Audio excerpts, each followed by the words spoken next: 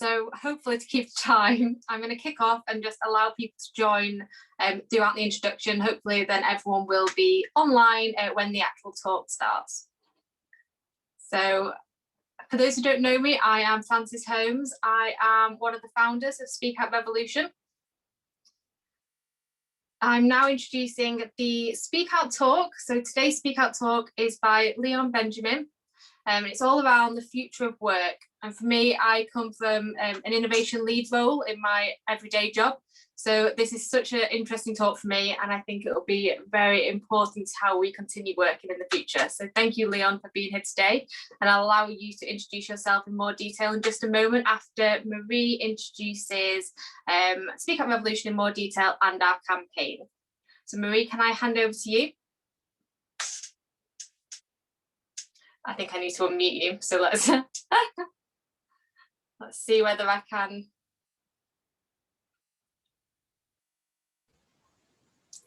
Perfect. Can I confirm you can hear me? Yeah. Fantastic. Do you want to go ahead and record, Fran? I know that we want to share this session afterwards, as there is a lot of people who couldn't make it. Yeah, so I believe it's already recording. Ah, fantastic. So thank you everyone for joining us. My name is Marie Hemingway. I'm one of the other directors of Speak Out Revolution. Just wanted to spend a few minutes while we wait for people to join our call to give you an introduction to Speak Out Revolution, the not-for-profit. So we are a not-for-profit with a mission to cancel the culture of silence on harassment and bullying in our workplaces. We really want to address toxic culture and negative behaviours that essentially drive our innovative thinking from our organisations. So I think to briefly describe how we are planning and are doing that, we see a problem that exists in society with the way that people interact and treat each other, and I think that's well documented and topical right now in the UK. So the problem that we really see is that this naturally enters into our workplaces where we bring people together that perhaps wouldn't interact in social settings. And so we expect that harassment and bullying will occur in our organisations, but the problem that we really want to solve is that people can't openly talk about it. And if we can't talk about it, we can't hope to solve the problem. So we had a really simple idea that we would launch an anonymous global survey, the Speak Out survey, in which people could document their experiences and their route to resolution for harassment and bullying within their workplaces. And we would collate that knowledge and intelligence into an open source dashboard that we would make available to anyone who was a target of harassment and bullying in their organization to help them navigate the broken system that is bringing about a resolution, and hopefully empower people that want to be allies for inclusive working to understand the challenges of people who experience these poor behaviors in the workplace. So we essentially want to be the glass door of harassment and bullying going forwards. And really our vision is a world where everyone is empowered to speak out. So that's to bear witness to their experience of poor behaviors in the workplace, and then to use that insight to enable others to disrupt those poor behaviors in the workplace through education and specific tool sets to enable people to do that. So just a shout out from me, I'd love anyone's support for this work. If you or someone you know has experienced a toxic workplace culture or has worked with difficult people, however big or small, we would love you to share your experience with us anonymously and contribute to our data set to enable us to fulfill this mission. And if we could go on to the next slide. Just to touch on how we're using the data that we're gathering from people's experiences, one of the ways that we want to drive change is through our educational campaigns. So we are seeing lots of responses from the engineering sector. So this will be of particular interest to people working in and around engineering and infrastructure, from women in particular. So I won't read through all of the challenges or barriers that women are facing. I will touch on one specifically that I think is very topical, and that is unresolved sexual harassment and harassment based on sex, everyday sexism. And we're gathering data around this. We've started to share that openly, so please do take a look.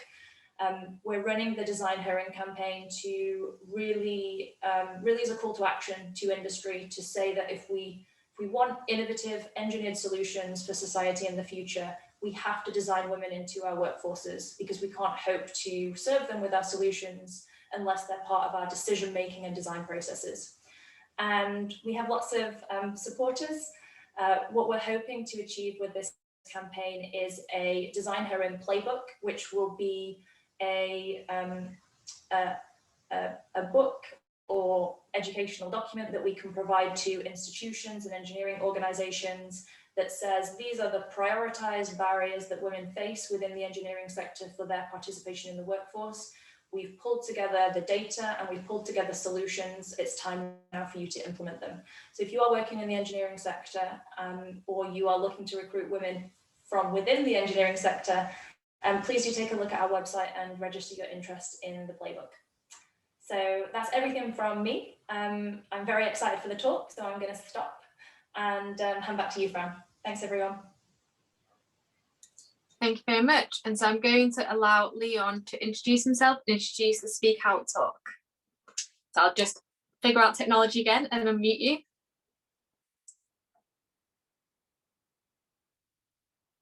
Great, thanks, Fran, and thank you, Marie. Thank you very much for inviting me to give this talk.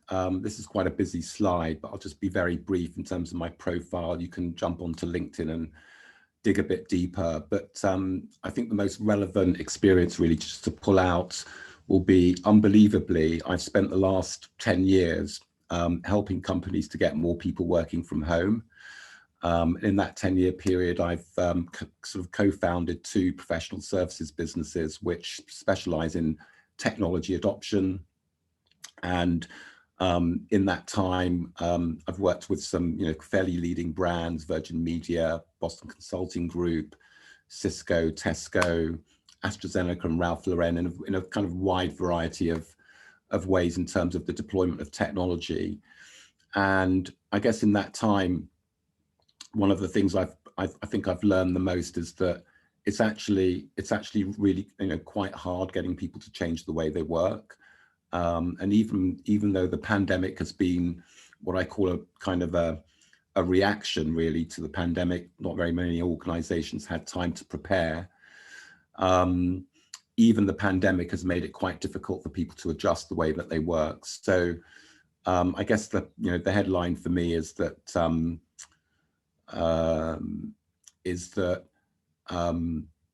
yes, I think the headline for me is that I specialize in effectively getting organizations and their people to work very differently. So I'm going to kind of break this talk into 4 areas. I'm going to spend about the next 30 minutes to give plenty of time for questions. And the talk really is about what the workplace looks like, but not just the workplace, but also the entire world of work looks like in a post-pandemic world. I actually think that right now humanity has reached a bit of an inflection point. And like all inflection points, there's a good road and a bad road. I'll be touching on 1 or 2 of those areas as we go through the talk, but the reality is that we've got 4, in my opinion, we've got 4 things going on as they relate to a kind of post-pandemic world. The first really is around major trends. Quite often we don't look at really the big picture. And I think at no other time in history do we have to actually now start to pay attention to what's happening from a geopolitical perspective, from a global financial perspective. I'm going to kind of try and touch on why that matters. I'm going to talk a little bit about what a post-pandemic workplace looks like. It's kind of my sweet spot, and I'm actually doing quite a lot of work in this area. Talk a little bit about the key challenges for employers and employees. I'm going to talk more broadly about the future of work and how it's constantly changing. And hopefully, one of the reasons why you're here is for me to give a few, dare I say it, tips about how to get ready for this changing future of work. So this table that you can see here, I'm not going to go through every single area, but as you're reading it, actually in the last 20 years, in fact this table comes from some research carried out by one of the really big management consultancy firms from about 20 years ago. And I've been using it for pretty much almost as long as that. And no one has ever disagreed with this shift, this shift from an old economy to a new economy. And whilst you kind of cast your eyes on this, I want to tell you a story because it's quite important, quite relevant to some of the points that I want to make. If we cast our kind of minds back to the 15th century, in fact, 1492, when America was discovered. And this story has been quite well documented by both anthropologists and also historians. A really strange thing happened is that they recorded that the indigenous people of America, of the Southern American continent as it was at the time, kept on going down onto their beaches, and they were so in tune with their environment, so connected with nature, that they kept seeing the waves on the shores hitting the shore differently. And they were incredibly puzzled. They couldn't really make any sense of it. And they used to go out literally every day, and every day they could actually tell that the sea, the ocean, was hitting the shores differently. And every time they saw it, they kind of looked up at the horizon, and they actually could not see the conquistadors assembled their huge fleets of ships actually coming in. And it wasn't until they actually arrived and dropped anchor that the local indigenous people actually saw what was going on. And the point of that story is that in our minds, we can't actually see something unless we've got something else to compare it with. And just like the indigenous Indians, they simply didn't have anything in their language. They didn't have anything in their visual cortex where they could compare this armada of conquistadors with any other experience they'd ever had.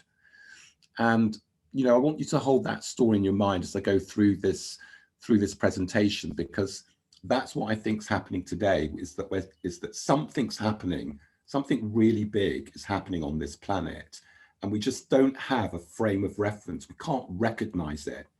And so part of this talk, hopefully, is to help you recognize what's going on. So the first thing I want to talk about is geopolitics. So most people think it's really boring, okay? I personally find it really fascinating, but this is why it matters.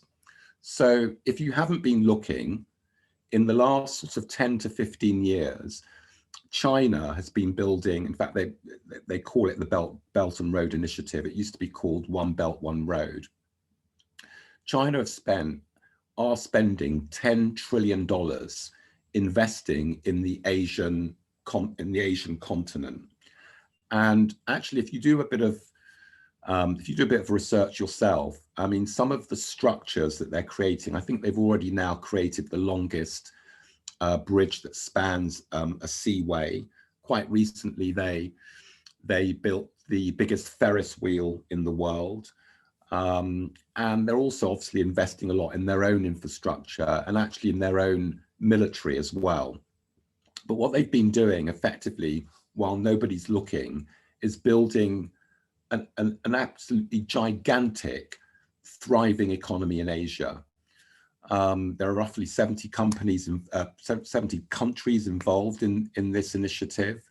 They've even created their own, kind of like our equivalent of the IMF and the World Bank, deliberately to avoid the use of Western institutions, which are continually sanctioning many countries in that continent. And more importantly, that the currency of trade that's being used in that continent is slowly moving to the yuan, also the ruble, the Russian ruble as well. But the key thing is that it's moving away from the US dollar. And they, this entire project, if you can call it that, something so much bigger than that, is actually due to end in 2049 to celebrate the 100th anniversary of the PRC. And it gives you a sense of the long-term thinking that sat behind Eastern mindsets, if you like. And then if you look at the geopolitical implications of it, and I want to again, I don't want to kind of give you all a bit of a history lesson, but the reality is, in the last 500 years, largely European dominance, okay, of the rest of the planet has come from its naval power, right? And I can tell you now on good authority that pretty much every strategic planner in every government in the world is an avid reader and believer of a book written by a chap called Harold Mackinder, who basically said that this jostling that we're seeing, you know, between major powers in the world is actually all over. This thing, all that jostling, if you like, is over control of what he calls the world island, this pivot area that you can see on this table. And, you know, we're talking now about an area that controls 50% of the world's resources. It's 42% of the world population, and it's 23% of global GDP. And again, you know, if you're interested in politics, you'll remember that when Obama came to power, they talked, you know, his administration talked a lot about a pivot to Asia. That pivot to Asia was really about preventing this from happening. But unfortunately, it's too late. And, you know, one of the things I think we need to deal with is that this century belongs to China. Okay, so, you know, that's kind of over. And even China's military prowess now, I believe just I don't know, a couple of months ago, it's now official that you know, China have a bigger navy now than the US. By the way, I don't think there's going to be a war, and I'll explain why in just a second. The other really big, major geopolitical trend that is going to affect all of us is this orderly transition to a new world currency.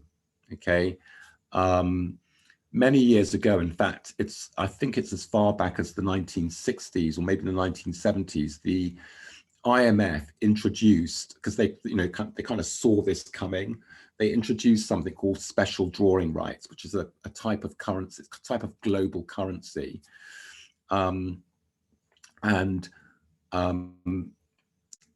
the 2008 financial crash, we didn't see this going on, but actually a lot of the huge amounts of money that were being moved around the planet were actually being moved around in this currency, but none of us could see it.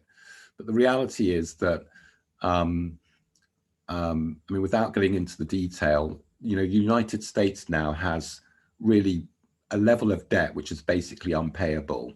How that's all going to play out, I don't know. But the one thing that really is going to happen, and it's been telegraphed to us as far back as you can see here, the front cover of the Economist magazine, which I think is dated in 1988, and they talked about a new world currency transitioning in 2018, but they're out by a couple of years. But the reality is, every single time there's been a shift from one country having the world reserve currency to another, there's always been a war. And the only time that didn't happen is when Britain gave up its world currency reserve status to the United States. And again, I think the same will happen now, is that at some point in the next 10 years, the US dollar won't be the default means of, it won't be the default currency for trade. Now, again, why does it matter? Why do you care? Well, it just basically means that you can start making better choices about your own financial affairs. And that obviously depends on your age and your stage of life. You can start making some choices about where you live and work. And also some of the organizations that you work for. But my message to you is, you know, keep an eye on world politics, particularly some of these major geopolitical trends, because they will affect each and every one of us. So the global response to the pandemic, which, I mean, because of our reportage here in the West, we tend only to see a kind of Western view, and certainly a Western institutional view of what's going on in terms of the response to the pandemic. And the two really big responses, particularly coming out of being driven by the West, if you like. And by the way, you know, a lot of other countries that are members of both the United Nations and indeed the World Economic Forum are very much behind this. You've got these actually three initiatives. One's the Great Reset. The other two revolve around the UN Agenda 21 and 2030. Now, UN Agenda 21 is quite interesting because it was actually signed by pretty much every country in the world back in the 1990s. And if you, you know, after this talk, if you're really interested, try Googling the name of your local borough or the name of your local parish or council, and put UN Agenda 21 next to it, and you'll find notes and minutes of meetings that date. I've tried it myself with my own. I live in Hertfordshire. That date back. So Agenda 21 is very real, and perhaps one of the most telling impacts of Agenda 21 is the idea of getting more and more people effectively living and working in cities. And I think it was about 10 or 12 years ago when the planet moved from most people living in rural areas to most people living in cities. Now, I just want to very briefly talk about the Great Reset. The real thrust of this is that because of the pandemic, we actually don't have global institutions that are in place to be able to deal with this kind of a crisis. Where they're coming from is that there are going to be more crises. There's a belief that the systems that we have that connect everyone on this planet are too fragile to deal with some of the threats that are facing all of humanity. Climate change obviously is a really big part of that. And what the World Economic Forum is calling for, it's an incredibly influential body, is really a shift to a technocratic model of leadership. In other words, you know, where effectively the planet is effectively run by technocrats. Now, whether you think that's a good thing or a bad thing is entirely up to you. I've put here as a subheading that some of the causes are very noble, particularly if you look at UN Agenda 2030 around ending poverty, ending starvation, being kind to the environment, and so on and so forth. But there's always dare I say it, there's always a price to pay, right? These 17 Sustainable Development Goals do mean that many of them can't really work without the strict control of the movement of people. And it does mean that we're going to move to a very much more centralized global management of the world's resources. And I will mention, those three letters, which, up until recently, people thought was a bit of a conspiracy. But there is this big shift to what's generically being called the New World Order. And again, if you think it's conspiracy, that's fine. But I'm just getting this from actually the websites of the very institutions I've been talking about. In fact, last week, you might want to look up that Pope Francis, in a speech last week, has actually made a call for a new world order, which effectively is about the creation of a one world government. By the way, I'm not saying whether this response is right or wrong. I'm just saying that's the response that the entire planet is giving to the pandemic. Whether it's good, bad, right or wrong is something that you need to research and make your own minds up about. Okay, so back to the real world, post-pandemic working. So I want to tell you a quick story. Actually, an ex-colleague of mine phoned me a few days ago, and she works for quite a well-known software company that specializes in collaboration. I won't mention the name of the company. And she said, one of my customers phoned me up and said, we are having an absolute nightmare trying to get people back to work. Because here's the reality. We have to get people actually, out of their homes back into the office for reasons I'll describe in just a moment. But she tells me this story. She says, well, this customer of mine saying, I've got some of my employees who are saying I'm not coming back into the office until I know that every surface is going to be cleaned every 10 minutes. Literally, those were her words. I'm not coming back into the office until I know everywhere will be cleaned every 10 minutes. And I've got some employees that just don't care. And some employees that are basically saying, I don't want to go back into the office unless it's completely normal. So you've got this incredible spectrum of ideological differences that exist in people's minds about what it actually means getting back to work. These are what I've set out here really are the key challenges for employers. And I will read it here, is that, the rush to get people working from home wasn't a revolution, it was a reaction. And for some people, it's been a dream, and for others, a nightmare. And I'm sure all of you have got stories to tell, either with friends, neighbours, colleagues. Not everyone's got a lovely study to go and sit in, to cut out all of the noise, lovely quiet place. Some of the working conditions that I've heard about have been actually quite chronic. And I was talking to an HR director quite recently.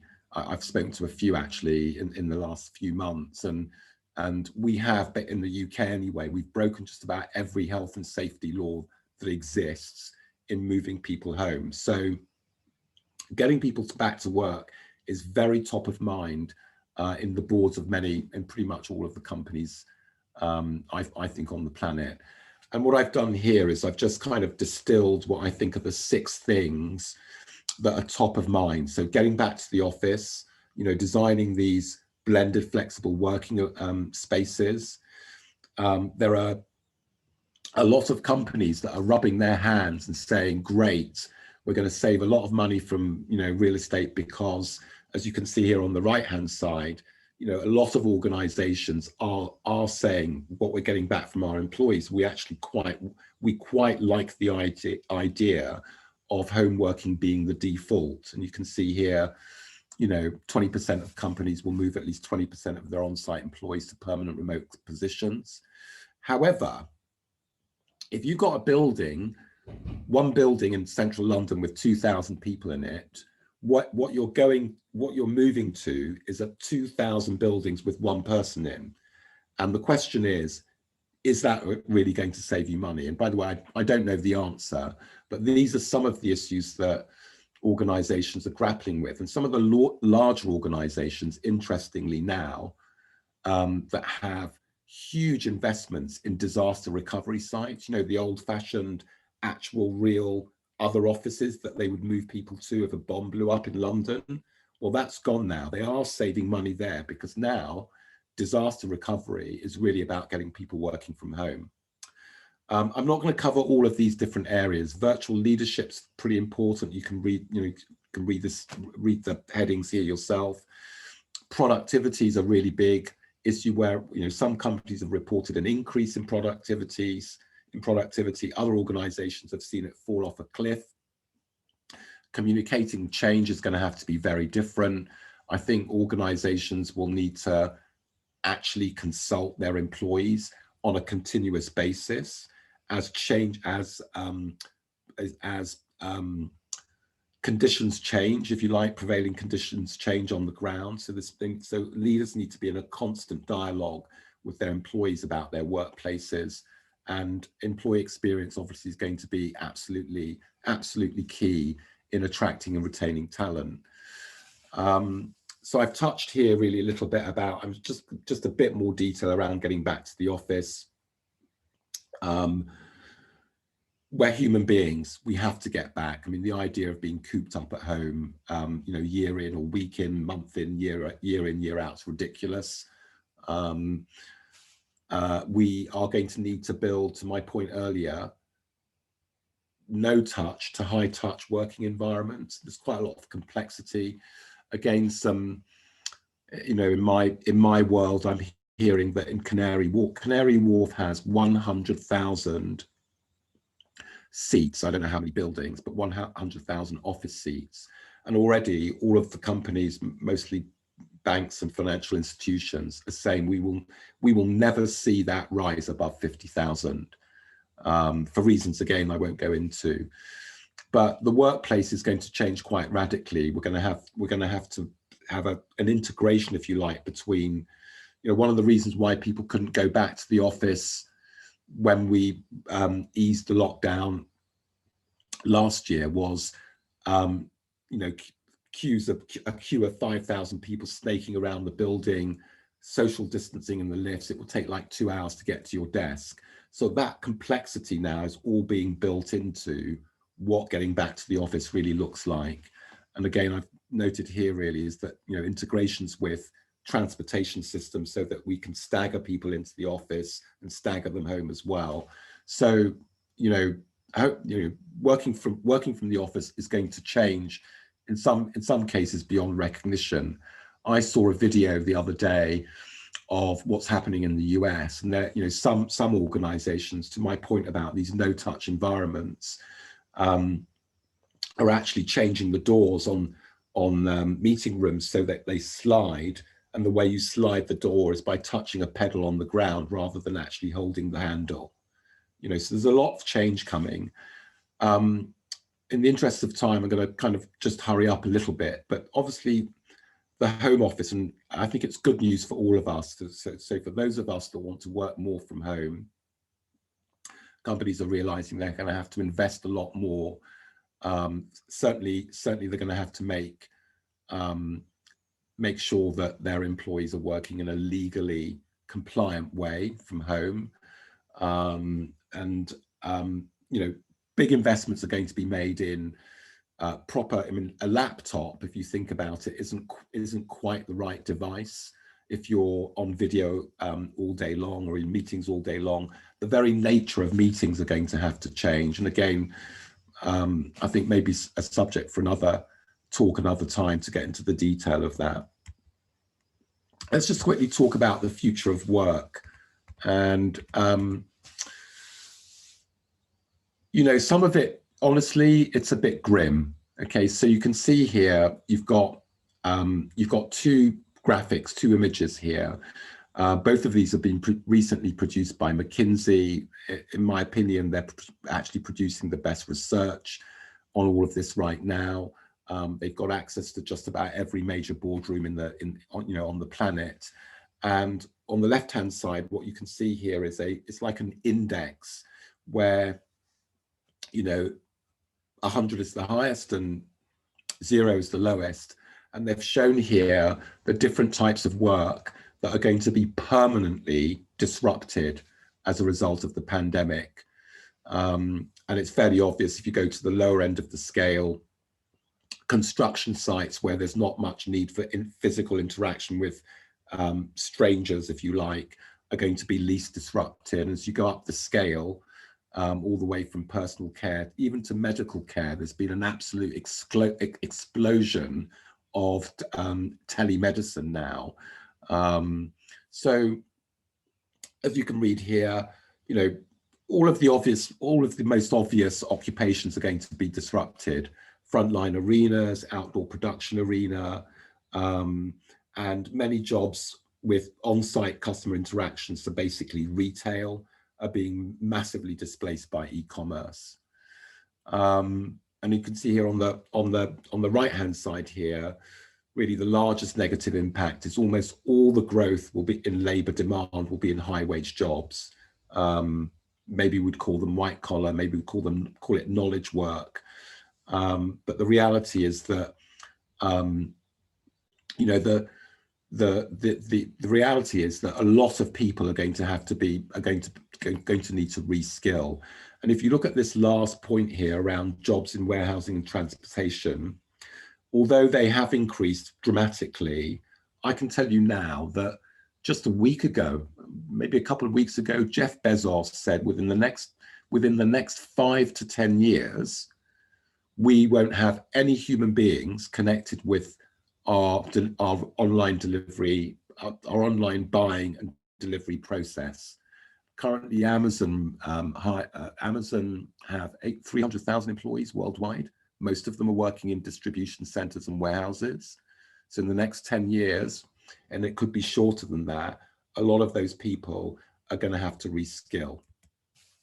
And I've got this here, you know, the reality is that software is eating the world. And I want to, whilst you read this graphic and the bullet points, I want to tell you a story. Daniel Susskind has written probably the seminal book. It's called A World Without Work. And in that book, he traces all of the impacts of really big technological revolutions that have been, you know, on the planet. And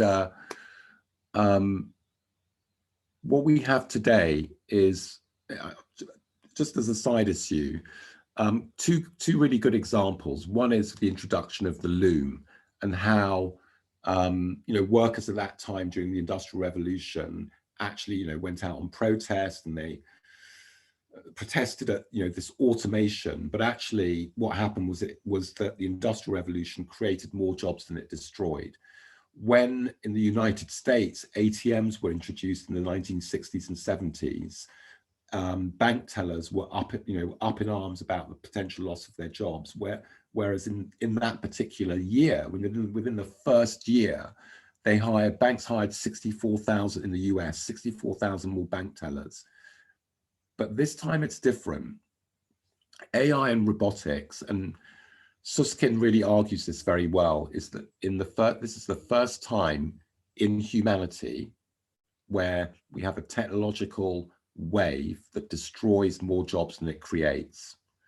And you're already beginning to see some of the impact of that. Germany, you'll see a lot of talk now of the introduction of universal basic income. Again, whether it's a good thing or a bad thing is for you to research personally, but it's coming. We are seeing an acceleration of freelance and gig work.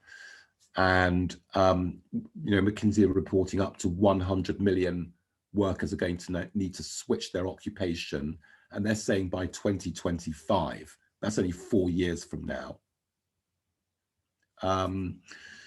There is some good news, which I found quite remarkable, which is that lots of, you know, you wouldn't expect in a pandemic that, for example, in the US, 1.5 million new businesses were registered in the third quarter of last year. And in the last quarter of last year, in France, it was 84,000 new businesses. And in the UK, we've seen the highest rate of new company registrations since 2012. So there is some good news, and there are some new entrants coming into the market. So what do we do?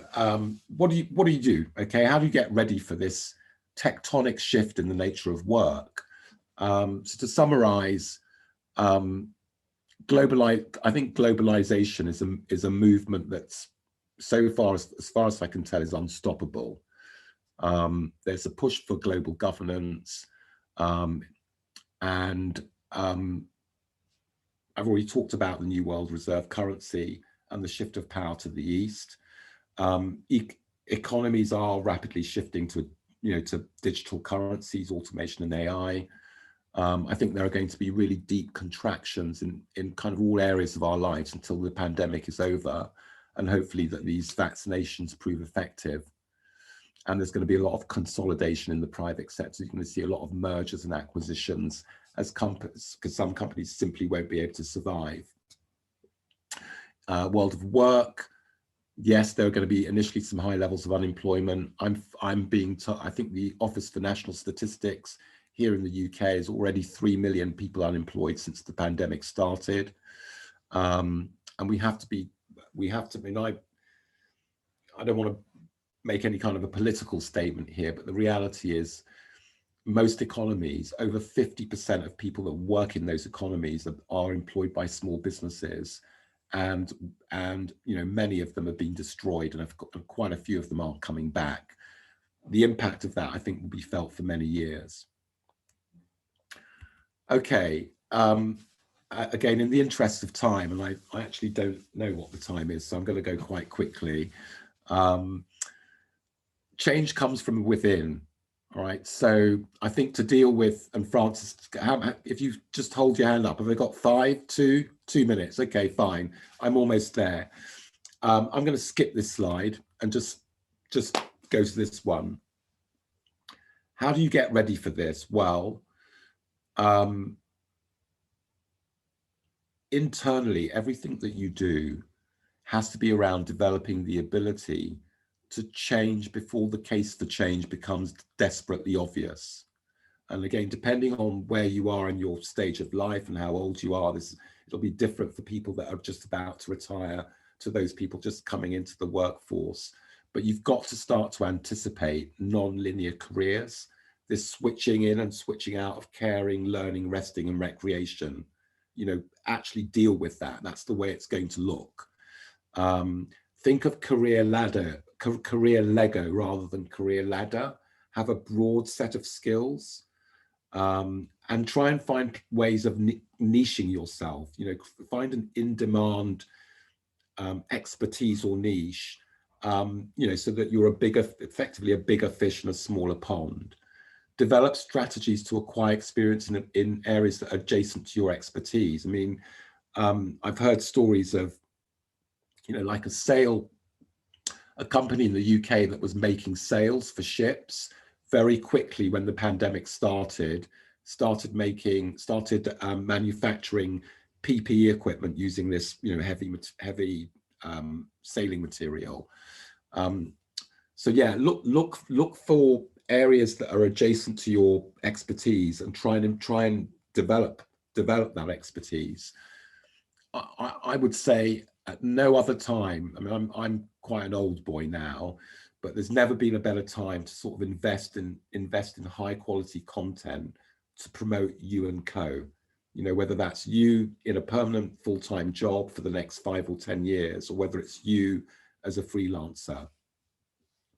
I would really urge you to look for employers whose purpose is not solely tied to making a profit. And just at a practical level, try to reduce your debt. Ideally, have no debt at all. If you're about to retire, I would advise you to extract money from your pensions as soon as you possibly can. But ultimately, the way to deal with what's coming is to get back in touch with yourself, do some personal inner work. And for me, it will be the single most important capability to deal with the sheer velocity of the change that I think we're all going to see in the next 5 years. And I will end there, hopefully just in time, Francis. Thank you so much, Leon. That was great. We will now open the floor to questions. I do have a few of my own, but I do see that we have one question already in the chat. For those else who want to ask questions, please either raise your hand and I will figure out how to unmute you, or put it in the chat if you don't want to be on video. So the first question that we've got is, there is still many areas of the economy operating on Taylorist, Fordist principles. How do you see these changing? And that is from Matt Mullen. Sorry, can you repeat the question? Sorry, yes. There are still many areas of the economy operating on Taylorist and Fordist principles. So how do you see this changing? So I will invite Matt to come and talk to this further if you don't understand the question, but I'm going to say it's around the Ford supply line, production line. I get it. So dinosaurs don't give birth to gazelles, right? That's the answer is you're going to adapt or die. There is no other. I mean, quite interestingly, if you look at and I don't want to spend too much time on this answer, but it's relevant. Okay, think about this. Blockbuster Video turned down the offer to buy Netflix twice. Okay, Kodak could see an iceberg coming from like 10 years ago, okay, and it's still, I mean, they're still around, okay, but Kodak isn't the organization it used to be. And, you know, in that slide at the beginning that I showed this kind of old to new economy, going from less command and control and more network centric, that's the only way I think an organization can adapt.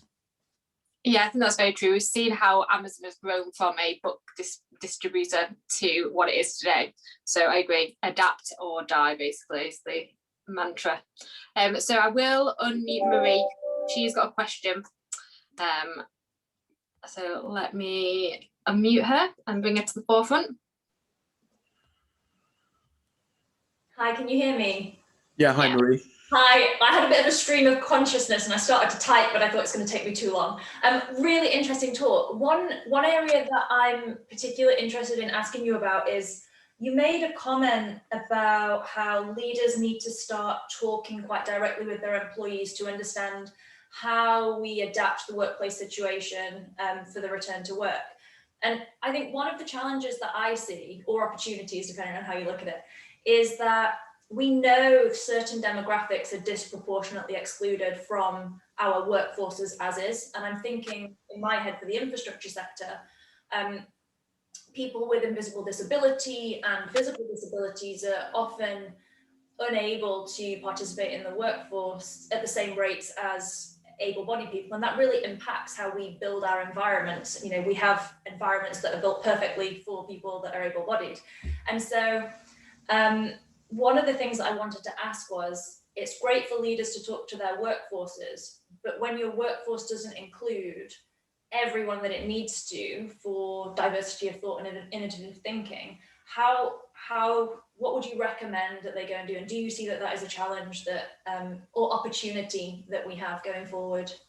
So I get that, Marie. I mean, I think it is an opportunity, and I didn't get a chance to talk too much about this, but in that sort of 6 things that the 6 key challenges of post-pandemic working, there's a section there on virtual leadership, and there's no doubt in my mind, and I myself know of a couple of organizations that are highly sensitive to, because if you want to reduce the risk of getting it wrong, right, in terms of it being creating the kinds of working environments that are suitable and highly customized for everyone, the only way you can do that is to be in a constant dialogue with your employees, because it reduces the risk of getting it wrong. And of course, it's incredibly inclusive. And actually, traditionally, leaders of small and large organizations aren't actually very good at doing it, which is why I think it's a skill that needs to be developed. But yeah, I get what you're saying. And I think the only answer is dialogue across the board. Mm-hmm. Mm-hmm. Perfect, thank you. Thank you. So we've got a question here from Helen that says, how would you advise organisations to prepare for a return to the office if they have limited budget to make improvements to the office?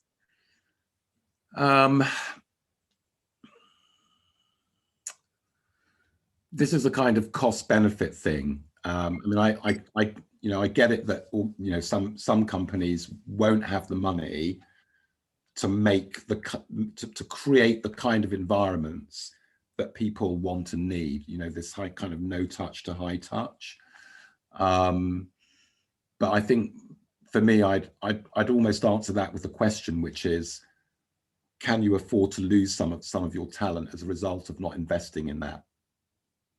Right? Because I'm saying this, I don't want to sound too condescending, but there is a war on talent. Despite the fact that there are all of these kind of job losses, there is an actual war on talent. And if you want to attract and retain people, you need to weigh up the cost of losing them against making an investment in your physical environments. I've got a question here in the chat here. I've got a couple of questions in the chat, but over to you, Francis. Sorry. No, yes. So I'm going to bring, someone's asked to ask a question, so I'm going to bring them up and unmute them if I can find them on my thing. So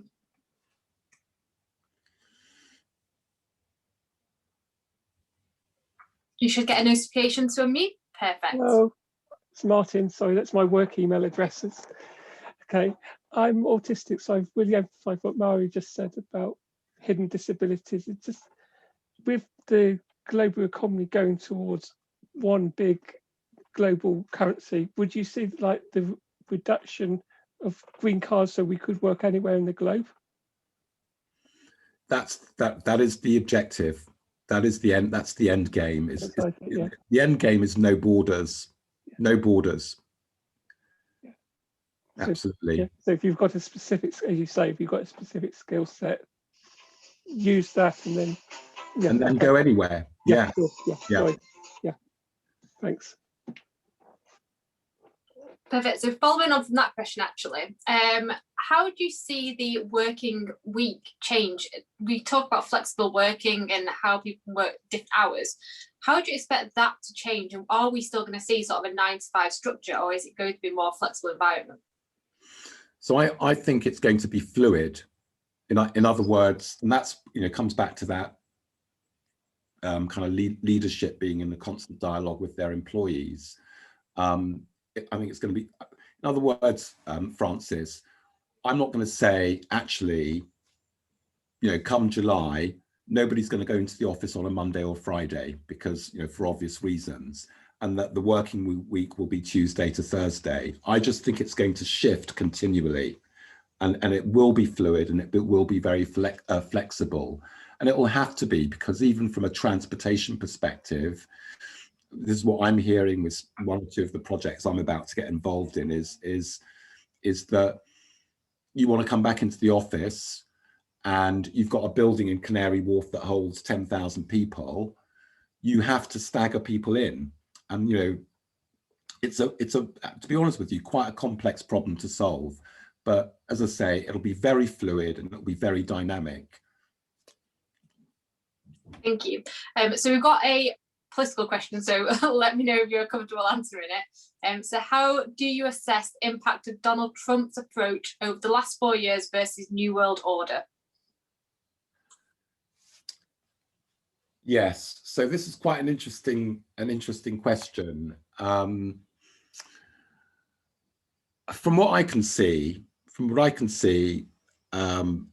Donald Trump is what I would describe as one of the boys.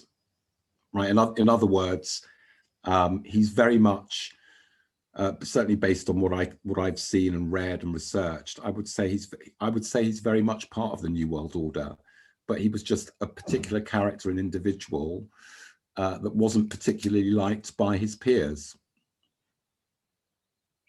That's a really interesting analogy of Donald Trump, but I can see how you've come to that one as well. Yeah, yeah. Has anyone else, I don't think we've got any other questions in the group chat. My partner who, yeah. Oh, I have somebody else. Is that you, Marie? Yes, I think it's Marie, so I'll bring her up to the forefront, and then I will ask my questions as well. Marie, have I unmuted you again? Oh, yeah. Leon, just one last one from me. So in the presentation, you talked about this really interesting idea about disaster recovery and how organizations that would typically have bunkers for particular forms of working in response to maybe, well, in defense, essentially. So my background is in defense, and I think this is really interesting. My experience of working in defense is that it is probably 100 times slower to respond to anything than, and very behind with the times.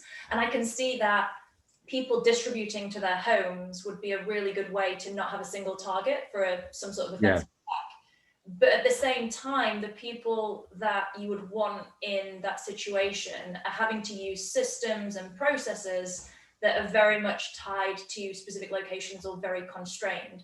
So I'm kind of interested to see like how in the defense sector, I see that that is a good approach, but I also see that they're in their own way. And I'm just wondering like what your insights are there. Well, I think I'm not sure much will change in the defense sector as it relates to disaster recovery, if I'm honest with you. simply because they have other, they're dealing with completely different threats. I mean, typically in the old world of DR, I mean, a lot of DR, certainly the work I've done in my career has always really been about either a terrorist attack, in a major conurbation or a major city, or some cataclysmic transportation event, accident. I mean, it's always been about that kind of calamity, and the need to, obviously, for business continuity, business must continue. And so a lot of these organizations have had buildings in far-flung areas, or sometimes only a few miles away from their core office, that people can go to continue working. And I just think that, I mean, I think a lot of organizations are beginning to say, well, actually, for us, getting most people working from home, even for a short period of time, constantly, is a better solution than these really expensive facilities that we have. So in the private sector, I think that's the direction it will go. In the defense sector, I'm not sure we'll see much change at all. Yeah, so it's really interesting, because I'm like, yeah, that feels about right to me. Yeah. Yeah. Perfect. So one more question from Stuart. So can you see different types of leadership development offerings? Sorry, I'm dyslexic, so me reading this out is the worst thing ever. I'll repeat that question again. Can you see different type of leadership development offerings in the future, building on some of the older soft skill offerings? Yes. So the answer is yes. What's really interesting in my work is that I've found that there might, particularly in a large organization, but you can see it in smaller organizations, say with hundreds of employees rather than dozens. But what I've found is that even though you might have a culture at the top of the company, actually management styles are incredibly varied.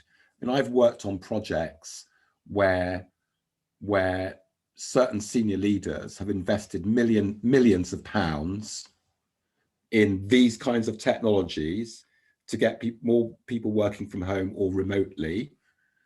But they themselves, when they hire people, they want line of sight, you come into the office, right? Or so basically, so to answer your question, you are going to need to offer slightly different ways of coaching people based on their management style, because they'll have come from a particular background, from a particular way of working, that just needs something different. In other words, not one size will fit all.